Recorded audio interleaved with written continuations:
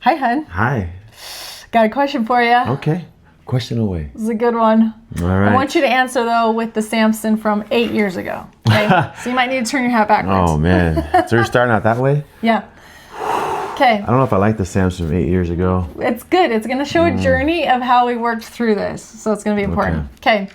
When I first approached you and said, what do you think about having separate beds or separate bedrooms?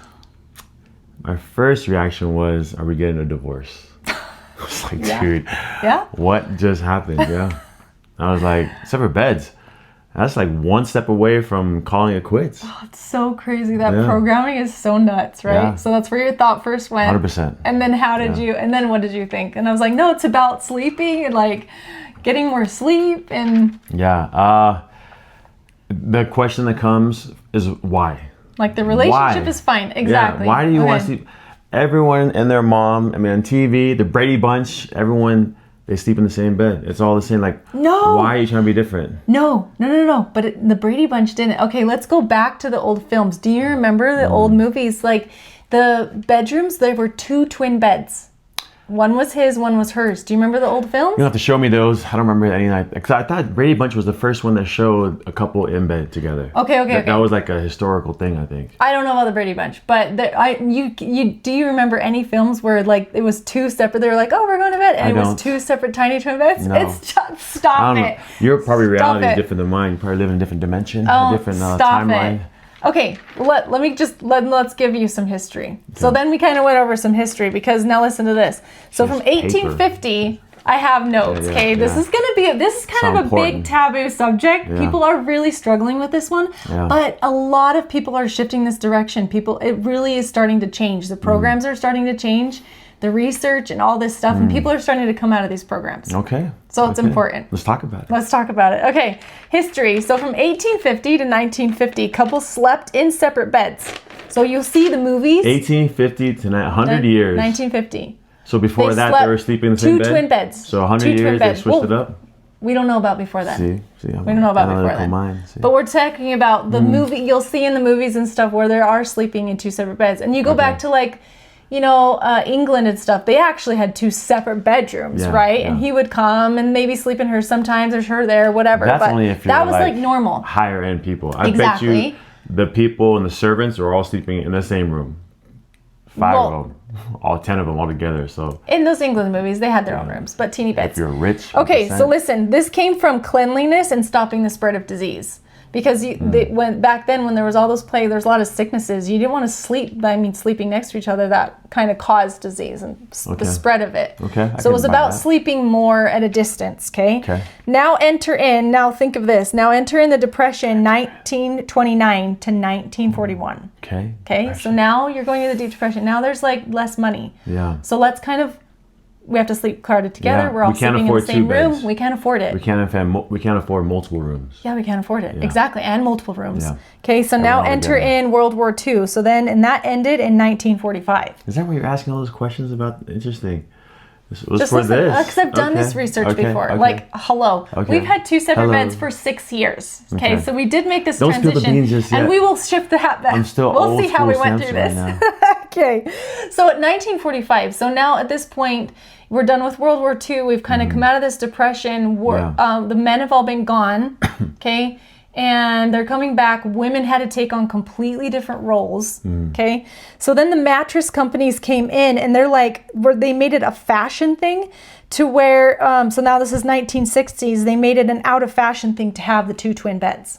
So this is after World War II. Marketing. Everyone's coming back. They're marketing. Yes. Okay. And they started to make queen beds and all this stuff. Agenda. If you want to be cool, sleep in the same bed. So agenda came in of fashion, and now they started to make the queen beds, and they started to say because it was of failed unions. So because of failed unions, we're now going to make this one queen bed, and you're going to sleep together. So are you saying there are a lot of divorces and a lot of marriages not working out back in 1960s? I don't know. I mean, obviously, people are coming back from World War II, right? There's the couples. There's a lot. Women. You then had this huge shift in women rights and women roles and things like that. So there kind of was that huge shifting going on, right?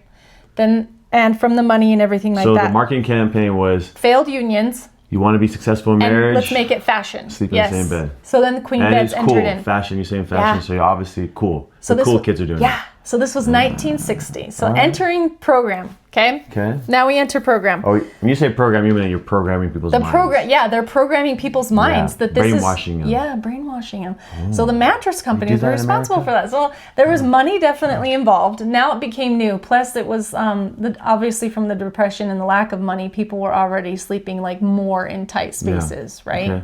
Okay. So it's already happening. Yeah. And now they're marketing. So it's a status. Doubling down on that, saying, okay. So it was a status thing too. But so, one quick question. Yes. That might debunk your theory. Yes. Oh. If I'm a mattress company, I want to sell a lot of mattresses. Yeah. And by me trying to tell you to do one queen, I get less money than doing two queens. That's going to have you. Two twins, two kings. You would think that's. But having one queen mattress, maybe it was less materials, maybe making just the one bed or bigger. Like I don't think that's Dude, if you're selling one bed, you already figured out the profit and loss margin. It's already profitable. I want to sell you two versus one. Any business. Okay, the research is there. If a couple's having a hard time, I would suggest going down that route if you want to know that research. Okay. Just wondering. That doesn't make sense to me, but okay. Now I'm going to present to you these facts allegedly. Then we're going to go into our reasons personally of why. Lay me down with the facts. Okay, so then we went through the facts, right? So 26 years of life is spent sleeping. 26 years of your life. Okay. That's 9,490 days and 760 hours. Okay? Women lose 4 years of that time over a lifetime sleeping with a partner. Women? That's what they're saying, yeah. How about the men? Lose 4 hours. Just the women. Okay, listen, the research, the Journal of Sleep Research, they did a study and they found that women had lower sleep quality and fewer REM cycles when sleeping next to a man while the men were unaffected. So there's some other stuff coming into place here, but the study showed that women sleep worse next to men and men are fine because there's another thing coming in. I think when a woman has had her first baby, her amygdala in her brain grows and swells. Do you know what that's for? Oh yeah. What's that for? That's what Billy Madison taught us. Your mighty amygdala. He was fighting Colonel Sanders. It's that part of your brain that I think controls like your emotion and growth and your ability. Wow, I was just going to see your answer. I thought it was going to be one of your like crazy, like funny out there answers. No. Okay. That's not Billy Madison. That's when he's the water guy. Yeah, sorry. It's who's bringing out the water. Who's that called? The Water Boy. The Water Boy. Watch that movie. Water Boy. You learn a thing or two about science. So her amygdala grows and swells, but it never goes back. So this is your part of your brain that's on high alert. It is your threat and detection system. Yes, and it governs your emotions. Yeah. Okay. Have a strong amygdala. I think what's happening in these research studies is that they're probably. I mean, I would want to know how many women have had kids and how many haven't in these studies. Because if a woman has had a kid, I bet you that adds to it's like on high alert detection system. So then they sleep way more sensitive the rest of their lives. Okay, so let's say a woman, lady that has a child, higher sensitivity, higher alert. How about us men that like ninjas, that where any creaking sound that wakes us up and ready for combat and battle, protect the home? I don't know how many men that is, but it's definitely not you. It's definitely not you. It is definitely not you. It's just because when they're not a threat, my mind is already sorting through them. No. Those creaking sounds, not a threat. Okay, he's the one that falls asleep in like 1 minute. So he's way too tired and overly tired. He falls asleep immediately. But I can wake up on it. And I'm on high alert all the time. If you need me, I'm there.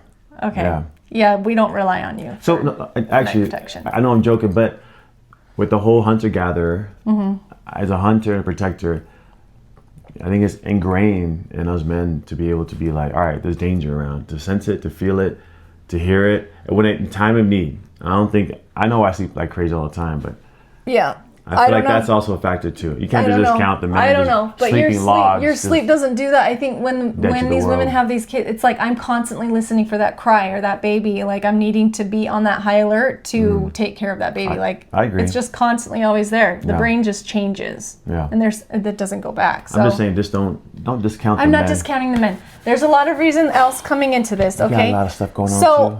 Now, with hat backwards Samson guy here, I'm not saying, like, our relationship is fine. This is not about divorce. Here's the history. Yeah. Here's the programming that came in. Here's actually the facts and research and study being done. So, well, I don't know if you get turned... Okay, when do you get turned around? I don't know. Well, already, I mean, the stats make sense. I mean, like...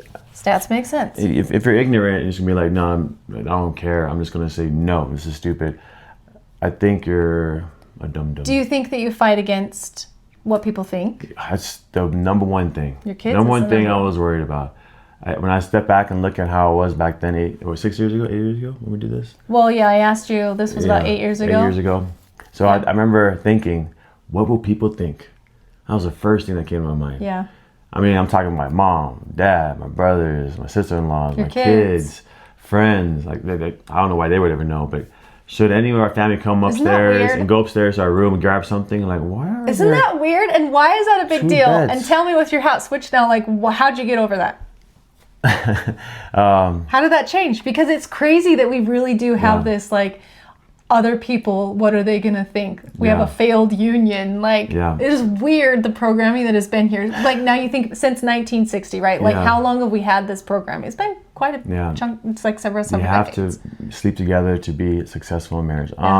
There was a process. So first of all, I had to be confident in myself and who I am, that it did not matter what people thought about me.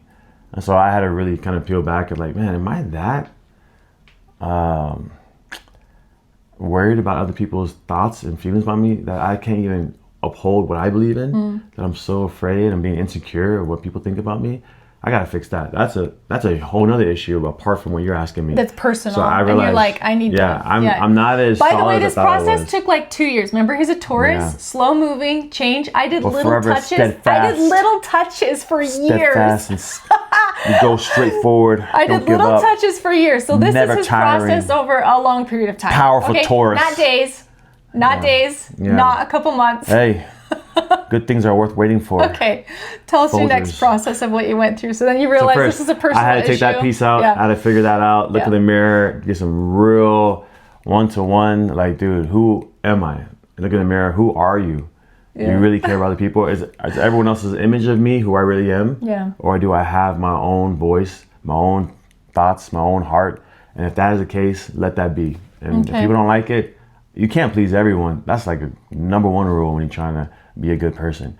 Just be good, and then people who don't like you will not like you, and you can't do anything about it. But people who do respect you and care about you, that can actually be a whole nother conversation, because that is a big, like, there's a lot of well, I thought I was there, and when you asked me that question, advice that come into that. This whole process, I realized I was not there, so I had to get there. Okay. So once I got there, I was like, dude, all right, this has nothing to do with. So it's nothing to do. My parents, what they think about me, what my kids think about me, or what my marriage friends, or my brothers, it doesn't. Or what people think. So first, that doesn't matter. Yeah. What really matters is what my wife is asking me to do, and she knows. She knows my number one love language is physical touch. I'm a cuddler. I'm gonna hold your hand. I want to hug you. And so she knew if that's the thing that drives me, and that's the thing that really is important to me, for her to ask me that, hey, can we sleep in separate beds? That was like a dagger to the heart. So dramatic. No, it was. It's so dramatic. Like, take the one thing. The one thing. Let's talk about this. Okay. So then let's go into these reasonings, our personal reasons. Okay. Wow, I didn't even give you all my reasons. That's enough. Well, just the 1-2 thing. I had a lot more things I had to go through. That you had to go through. Okay, go ahead. Keep going. Yeah. So first, realizing why that was important. Yes. If that's so important to you that I gotta like give up my number one thing, that means this is extremely important for you. It's more in your mind, more important than what I feel is what you need out of this. So I had to step back and again take away what I needed. Research says it, so I was just kidding. So I had to step back, take away my own personal desires and needs and wants, and figure out why this was so important to you. Why is this important? And that why is what I started figuring that out. Yeah. And once I understood your why, then that all clicked. And I said, okay, for her I will. Okay, for her I will. I will be the champion. Flipped. Okay, good. I will be the hero she needs. Okay.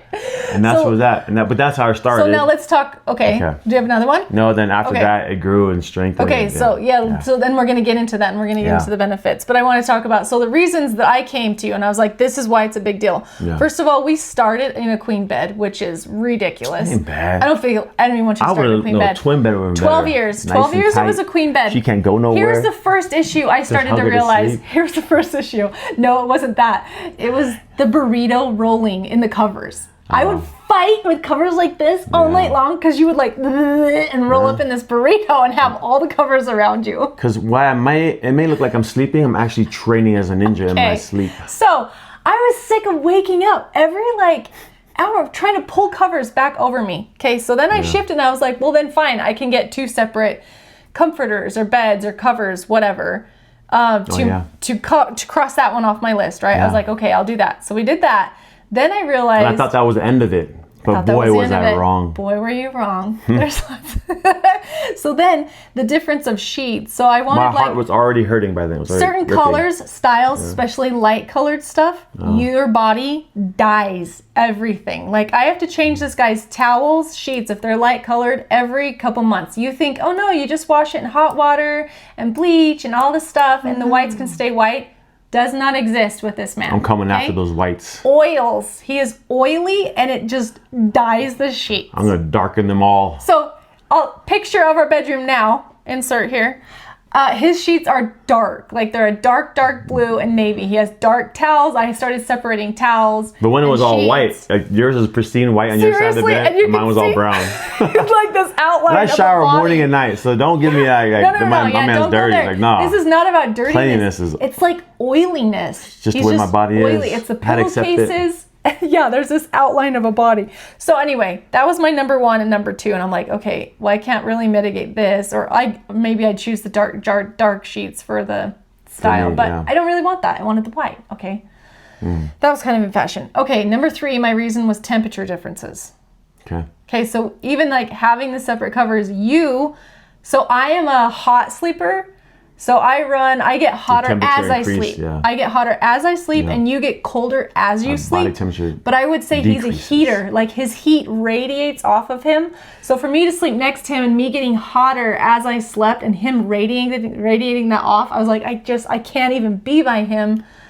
There's no cuddling the furnace is what they call There's no cuddling going on anyway because the temperature, like between our levels. He lacks the fire. He gives it all off. I give it away. Yeah. That was the temperature differences. So it was like there was no cuddling going on. I was like, please. Give all my heat away. Far away as possible. I can't breathe. Like it was just so hot. You would kick me off and be sweaty. Like, it was so hot. I'm just laying there in my innocent self. Just freezing. Just freezing, exactly. Absorbing all my heat. But it was worth it still. I still wanted to be, yeah. So I still wanted to be, yes. Okay, then the other thing sleeping next to you was the twitching. Do you remember? So if you're sleeping next to me, do you remember the one time you just have your arm right here and you go, and you were twitching and goes, and you like choked me. I'm trying to fall asleep, and then all of a sudden I get this cortisol spike because I'm like, what, right? Because you're like jerking, playing basketball, and tell us what happened. You're ninja, you're fighting. I just defeated 10 warlords in my dream, yes. And here comes the main boss. And I'm fighting, he's got me in a hold, and I realize I'm about to lose this battle. And the only thing I got left is his neck is open. So I remember I grabbed it, and I was like, oh, and then I woke up and I was like, seriously, he was choking me. And I was like, that's it. I'm done. I'm not doing this anymore. Like, I'm already trying to calm my cortisol down. That was only one time. Okay, that was one time with the actual choke. For 20 years of marriage. Stop it. That was not one time for the marriage. That was the one worst time. But you twitch a lot. When you fall asleep, you're like a twitching fish. You're like... Sure, but it's never a chokehold. Once. It was one time a chokehold. But do you twitch every night when you fall asleep? Yes. Twitching or you're kicking or jerking, and it's like... body nature. I'm trying to fall asleep and you're sitting here waking me up every 5 seconds with your twitching and your fighting in your dreams. Yeah. Twitching is pretty tough. What do you say to that one? You can't really mitigate that one, huh? If you're an athlete, just constantly moving, constantly strengthening your body. How does that work with you sleeping next to a partner? Oh, well, if you can just absorb it like you absorb my heat. Like, I go like this and you... I don't want to absorb your heat. I don't want your heat. I have enough heat. I have enough fire. I don't want it. You can be like rocking all night long. I don't want it. Dancing all night long. I don't want your twitching, and I don't want your heat, okay? Okay. Or your oils. Some of the reasons. Or your oils. Yeah. Okay, let's talk about the next big one. It's the other woman in the bed. Her name is Bertha. Oh, you like to call my phone Bertha. Yeah, go ahead, talk about that one. It's the phone in the bed. I can't stand the phones or the electronics in the bed. I describe it as in like, so I'm trying to fall asleep, and if he's on his phone in the bed, I can feel like this awake energy. It just feels awake. And I'm like, get off the phone. You have to put it away. Go over there. And now that we have 2 beds and you're over there far enough, it doesn't bother me. He can stay up in his... No, it does. He can stay up on his phone over there, and it doesn't bother me. There'll be a lot of times she'll lean over across the room. Turn off your phone. The energy is waking me up. The energy is like 50 feet away. No. Bro, might as well just call me when I'm in 50. Korea on my layover. Turn your phone off. Hence the picture shown. It's not 50. Keep me awake. Your phone in Korea. No. Bro. Korea was a king bed. We slept in the same bed. No, I'm saying you here and me in Korea. Might as well call me up over there. Stop it. Okay. Turn off your phone. He's being dramatic. That's not true. I'm just saying, right next to me, I can't stand the phone and the electronics. Electromagnetic field. In the bed. Like, that really wakes me up. So that does not help. Okay, then the other one that's big deal is keeping opposite hours. Like, usually one partner goes to bed early, one has a crazy sleep schedule, and I think we already have the sleep. Like, I'm a go to bed early. One sleeps forever, goes to sleep at 6 p.m., wants to wake up at 12 p.m. 12, yes. I am not a night owl, and I am not an early bird. I'm like, I'd like to go to bed early, and I don't wake up early. Yeah. That's what I would like. Sleep the life And away. This one, what are you? What would you describe yourself as? Go to bed at 1 a.m., wake up at 5 a.m. to go play pickleball, or 4:30. And then take naps 2 hours later when you get home, and then maybe another nap. That was actually the healthier way to do it. And then, since he's napped, he's up till like 1 a.m. So then he wants me to stay up watching shows, hanging out, all this stuff till like 1 or 2 a.m. Yeah. So we keep opposite hours, but on top of that is your work schedule.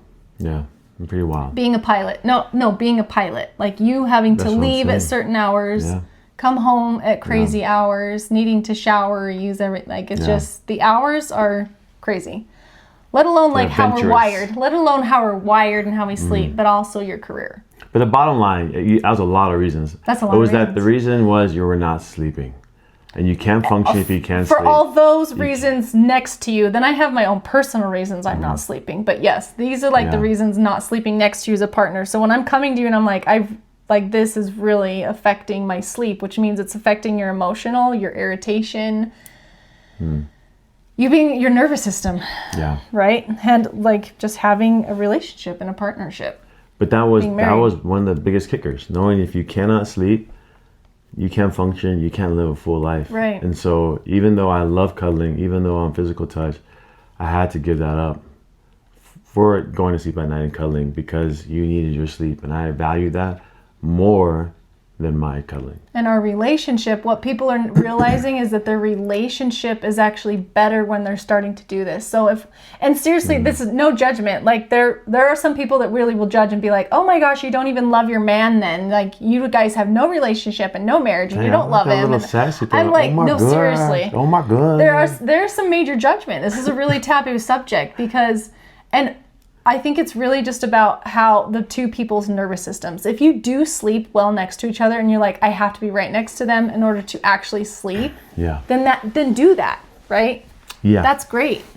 Then that works for you. But if it doesn't, and there's lots of reasons why and it might be both parties or one party in it, but stop the judgment, stop what other people think, and just how do we need to both get sleep? Because what we decided was if your physical needs, because that's a big elephant in the room, they're going to be like, well then where's the the relationship and the intimacy and all that stuff, which is ridiculous. Because let me just tell you, some of these couples starting to come out of this, they're calling it a certain term. I don't love the term name, so I'm not going to say it. Yeah, don't say it. If you don't love it, don't say it. I'm not going to say it. Anyways. But they are saying what happens is if the emotional connection is there, the physical connection is there outside of actual sleeping time, then what's the problem? So if you are fulfilled, if you're emotional, physical, like we have a relationship outside of this, and people are saying they're actually being more conscious and creating more time for that, and there being more consciousness in their time together. They're realizing that's what happens. For the physical and emotional connection. We talked about the physical. I don't know if it's ever... That's just for you. That's just for you. We don't need to go down that route. But we don't need to go down that route. That's just personal. But point being, if the needs are being met, and this is just, we're talking strictly REM cycle, sleeping, so that you can function in your nervous system. So, yeah, that's what we were talking about this earlier. So you're a very check-box-minded person. Emotional, physical, whatever else. All checked. What else is there? Now we can sleep. But the physical will never be checked, right? We try to talk about. You can kind of like dance around it, circle it, but because physical will always be, I always want to cuddle. I always want to like hold you at night. I don't feel like that is for everyone though. So I don't feel like that is something that like needs to be brought up or talked, because that is there is going to be personal stuff. Yeah. Obviously, with each partnership, each couple, each person in that relationship. But if we're talking about us, that's just being real. I think you're thinking that this is like normal on a big scale base. What, a lot of guys like physical connection? No, just never being satisfied. Oh, I mean, you can be satisfied, but I mean... I'm saying that I think there's definitely personal things, and you think that that's normal. That's really not normal on a broader That's my scale. Question for you, the audience. We need another poll. Is that... Another poll. At least 5 times a day is important? Gosh. Is that normal? We're going to do some series on this one and like really go dive deep into all that too. So that's a whole nother separate one because there's 2 other things that might interfere with one person's sleep that I want to bring up. It's that you can't, if you're more energetic sensitive too, you can pull up, you do with sleeping next to someone, pull up their aura. You share auras and you share energy. So they say, especially when someone's ill or sick, to sleep apart. Because obviously not just the physical like breathing, coughing, sneezing, but even energetic aura, you pick up people might think that's crazy. It's fine. But this is the point where you start going into other stuff? Taboo. I'm just like, okay. No, that's the only point. That's the only point I'm going to make, is that you do share auras. So it depends on your partners. It depends on the people. If it's important to you, it's important to me. Exactly. And what people are sensitive to. My aura. And what people are sensitive to. Yeah. Right? The other thing is serotonin. Like serotonin is what helps you sleep. Yeah. Genetically, some people can be wired for less serotonin. You, not your issue. Got a lot of serotonin. It's not his issue. For me, I have really low serotonin. That's the 3 a.m. wake-ups, sleeping really lightly. Any single noise, cracked, just wakes you up. You're just a lighter sleeper. Sometimes you just got to will it. You just got to will yourself. Just will to change your DNA. I want more serotonin. Make it happen, body. Maybe instead of your heat, you can give me that. More. Yeah. Will that work? Yeah. I'll give you everything. Anything you want. Just serotonin, please. No, so those are some other factors that would affect someone also from sleeping. So really, it's, again, I think we are going to keep going back to this. Do you know your partner? Do you know their needs? Do you know how they're wired? Do you know what they want? And are you willing to kind of give up and say, well, this is important to me, but ultimately sleep for the lasting of the relationship is a big key factor, right? Yes, yeah, it's been more successful. But also, I think we talked about before, in your mind, when it's all check boxes and very orderly, accomplished because we check these things, it's done. The issue is over, you know. The issue's not over. But the issue's being helped and balanced. It's always going to be like, I feel like a physical touch man or husband is always going to feel like he's sacrificing a lot for that. I know you're happy in your bed and this is great. And then, everything else is it's physical, emotional is great.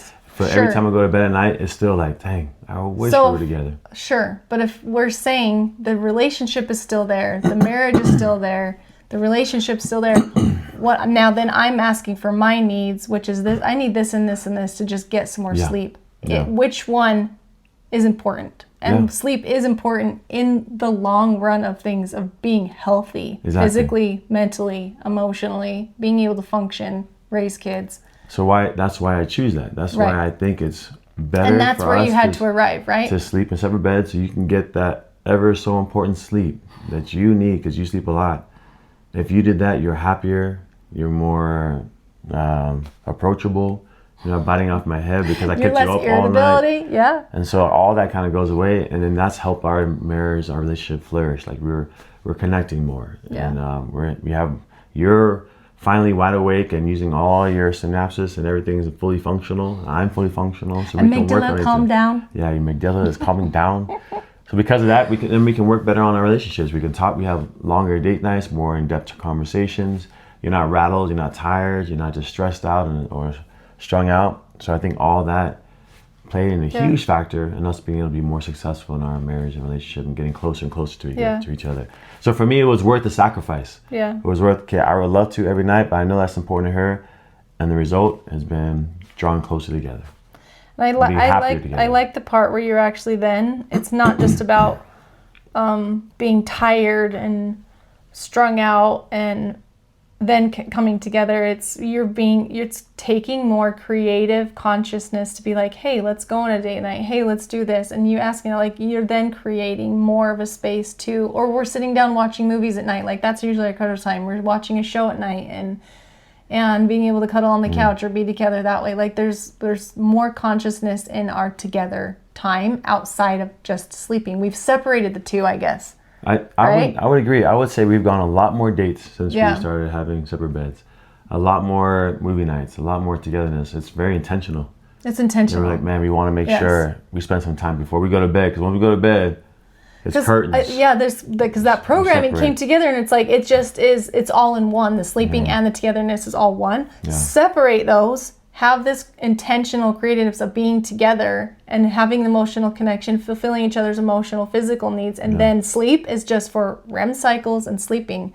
Because I think the other part that comes into this, and the reason why a lot of women, and this is becoming more and more of an issue, is because of that perimenopause, menopause that comes in, and the hormones that come in, and it's like you really start getting to a true horror story. What they say, they're describing it as in protective of your sleep. They become protective of their sleep. They're realizing, I've had so much sleep deprivation, having kids, nursing like every 2 hours and having these babies, that sleep then becomes this very important thing for me to last for the next decade.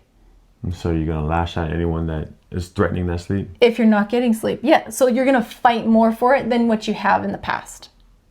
So did you already hit perimenopause 8 years ago?